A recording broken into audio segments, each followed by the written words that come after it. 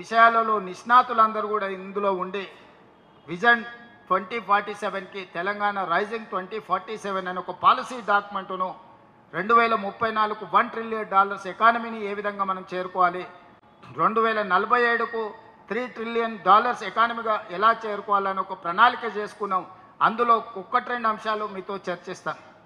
మీకు అందరికీ తెలుసు, రాజశేఖర రెడ్డి గారు ముఖ్యమంత్రి ఉన్నప్పుడు, సోనియా గాంధీ గారు యూపీఏ చైర్పర్సన్గా ఉన్నప్పుడు అంతర్జాతీయ ఎయిర్పోర్ట్ ఔటర్ రింగ్ రోడ్ మనం నిర్మించుకున్నాం.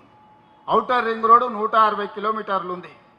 ఈ ఔటర్ రింగ్ రోడ్డు లోపల ఉన్న మొత్తాన్ని కోర్ అర్బన్ రీజన్ ఎకానమీగా మనం అనుకున్నాం. ఈ కోర్ అర్బన్లో ఈరోజు ఇండస్ట్రీస్ ఉన్నాయి, మూసి కలుషితం ఉన్నది, మెట్రో రైలు విస్తరణ జరగలేదు, ఫ్లైఓవర్లు కట్టలేదు, ఎలివేటెడ్ కారిడార్లు కట్టలేదు.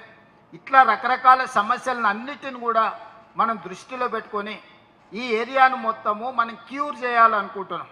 కోర్ అర్బన్ రీజన్ ఎకానమీ అంటే క్యూర్, CURE, క్యూర్ అంటే దీన్ని ప్రక్షాళన చేసి బాగు చేయాలనుకుంటున్నాము. ఇది సర్వీస్ సెక్టర్.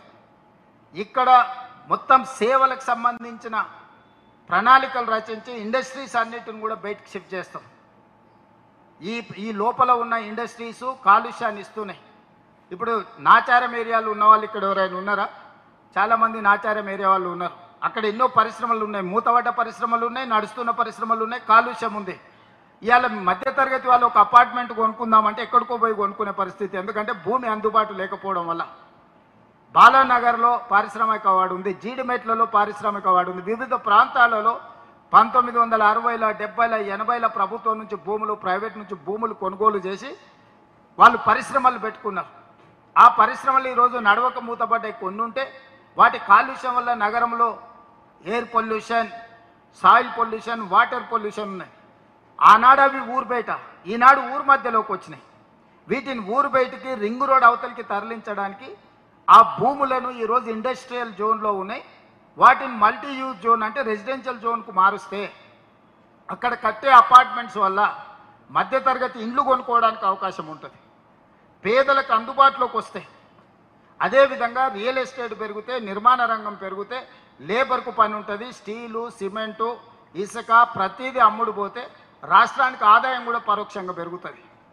ఇందులో మనం మూసి ప్రక్షాళన చేయడం, మెట్రో రైలు విస్తరించుకోవడం, ఈ ఇండస్ట్రీస్ను తరలించడం, అవసరమైన వర్షాలు వచ్చినప్పుడు నీళ్లు నిలుస్తున్నాయి, వాటి అన్నిటిని తొలగించుకోవడం కోసం ఈ కోర్ అర్బన్ రీజియన్ని మనం ఈరోజు క్యూర్ పేరు మీద దీన్ని మొత్తం ఈ సమస్యను పరిష్కరించదలుచుకున్నాం, క్యూర్ చేయదలుచుకున్నాము.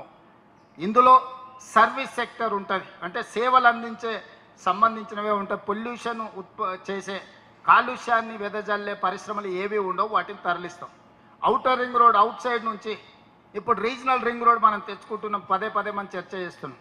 రీజనల్ రింగ్ రోడ్ 360 కిలోమీటర్లు, ఔటర్ రింగ్ రోడ్ 160 ఉంటాయి. ఇప్పుడు మనం నిర్మించుకోబోయే రీజనల్ రింగ్ రోడ్ 360 కిలోమీటర్లు. Outer ring road out side, regional ring road inside. ఈ ప్రాంతాన్ని పెరీ అర్బన్ రీజియన్ ఎకానమీగా మనం పేరు పెట్టుకున్నాం. పెరీ అర్బన్ రీజియన్ ఎకానమీ అంటే ప్యూర్. ఇప్పటివరకు అక్కడ ఎలాంటి ప్రణాళిక లేదు. ఇది మ్యానుఫ్యాక్చరింగ్ జోన్.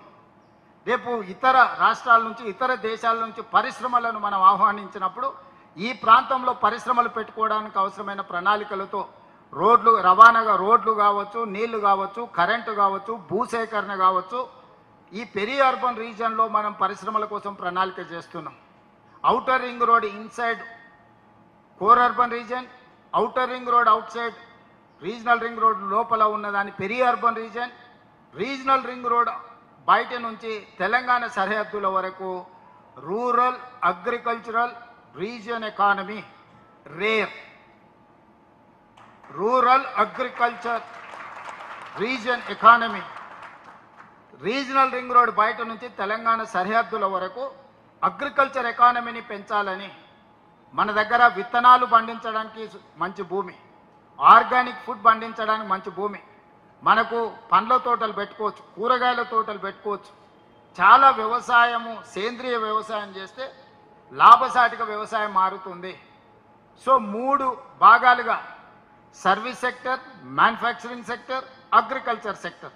సర్వీస్ సెక్టర్ వచ్చేసి ఔటర్ రింగ్ రోడ్ ఇన్సైడ్ ఉన్నది service sector, regional ring road inside ఉన్నది మ్యానుఫ్యాక్చరింగ్ సెక్టర్, తెలంగాణ సరిహద్దుల నుంచి రీజనల్ రింగ్ రోడ్ వరకు మనకు అగ్రికల్చర్ సెక్టర్ 3 సెక్టర్లుగా తెలంగాణ రాష్ట్రాన్ని విభజించి భవిష్యత్తు ప్రణాళికలు రచించి ఈ దేశంలో ఏ రాష్ట్రంలో లేని మౌలిక వసతులు మన దగ్గర ఉన్నాయి. అదనంగా ఇప్పుడు 4 ఎయిర్పోర్ట్లను ఈరోజు కోమటిరెడ్డి వెంకటరెడ్డి గారు ఢిల్లీలో మాట్లాడి తీసుకొచ్చారు. వరంగల్లో ఒక గొప్ప ఎయిర్పోర్ట్ వస్తున్నది, భద్రాద్రి కొత్తగూడెంలో ఎయిర్పోర్ట్ వస్తున్నది, రామగుండంలో ఎయిర్పోర్ట్ వస్తున్నది, ఆదిలాబాద్లో ఎయిర్పోర్ట్ వస్తున్నది. 10 ఏళ్ళు అయితే ఉన్న ఎయిర్పోర్ట్ల కమిషన్లు దొబ్బిండి కేసీఆర్ తప్ప రెండో ఎయిర్పోర్ట్ కట్టాలన్న ఆలోచన చేయలే.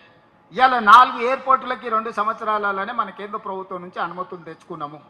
తొందరలోనే డిసెంబర్ ఆఖరు లోపలనే వరంగల్ ఎయిర్పోర్ట్కు మనం శిలాఫలకం వేసుకోబోతున్నాం, పనులు ప్రారంభించుకోబోతున్నాం. ఇట్లా మనకు పోర్టు లేదు, పెద్ద పెద్ద పరిశ్రమలు పెట్టుబడి పెట్టమంటే మీకు సముద్రం ఒడ్డు లేదు కదా. మేము కార్ల కంపెనీలు పెద్ద కంపెనీలను పెడితే విమానాలలో రవాణా చేయలేము. మాకు పోర్టు ఉంటే మేము షిప్లలో వీటన్నిటిని పరిశ్రమలు పెడితే తీసుకెళ్తుంది అంటే నరేంద్ర మోడీ నుంచి చంద్రబాబు నాయుడు వరకు మాట్లాడి మన ఎయిర్పోర్టు నుంచి మచిలీపట్నం పోర్టు వరకు, ఒకప్పుడు మచిలీపట్నం పోర్టు నిజాం దగ్గరనే ఉండే, తర్వాత ఆంధ్రప్రదేశ్లోకి వెళ్ళింది. ఈరోజు మనము మచిలీపట్నం పోర్టుకు 12 లేన్ గ్రీన్ ఫీల్డ్ ఎక్స్ప్రెస్ హైవేతో పాటు బుల్లెట్ ట్రైన్తో పాటు ట్రైన్ ఫెసిలిటీ కలిపి పోర్టు కనెక్టివిటీ పెంచుతున్నాం పరిశ్రమలను ఆకర్షించడానికి. సో ఇవన్నీ కార్యక్రమాలు, ఈ రోడ్లు కానీ మెట్రో కానీ, అదేవిధంగా మనము హై స్పీడ్ రైళ్ల గురించి వినడం, బుల్లెట్ ట్రైన్ల గురించి వినడం. జపాన్లో జనాలు బుల్లెట్ ట్రైన్లలో తిరుగుతారని మనం విన్నాం. మన దేశంలో నరేంద్ర మోడీ గారు గుజరాత్లో పెట్టుకోరు, ఆ తర్వాత పూణే ముంబై ఏదో వేసుకుంటారు అని దూరంగా విన్నాం. మీ రాష్ట్రాలు చేసుకున్నవాడు మాకెందుకు ఇయ్యారని కేంద్రంతో కొట్లాడి ఇవాళ హైదరాబాద్ నుంచి బెంగళూరుకు ఎక్స్ప్రెస్ హైవేతో పాటు బుల్లెట్ ట్రైన్ కూడా మనం మంజూరు చేయించుకున్నాం. హైదరాబాద్ నుంచి చెన్నై వయా అమరావతి ఎక్స్ప్రెస్ హైవేతో పాటు బుల్లెట్ ట్రైన్ కూడా ఈరోజు మనం మంజూరు చేయించుకున్నాం. ప్రాథమికంగా ఒప్పుకున్నారు. వాటిని పేపర్ మీద కావాలని రేపు నరేంద్ర మోడీ గారిని కలిసి నువ్వు ఇస్తావా సస్తావా అని ఇలా మనం అడగనికి పోతున్నాం. ఎందుకంటే నువ్వు గుజరాత్కు తీసుకెళ్తున్నావు, నువ్వు గుజరాత్ ముఖ్యమంత్రి కాదు, ఈ దేశానికి ప్రధానమంత్రి. గుజరాత్కి ఏమేమి ఇచ్చినావో తెలంగాణ కూడా అవన్నీ ఇవ్వాల్సిందే. ఇవ్వకపోతే ఖచ్చితంగా ఈ రాష్ట్రంలో బీజేపీని మొత్తం నేలమాటం చేస్తావు. ఈ రాష్ట్రంలో బీజేపీ ఉండనే ఉండదు.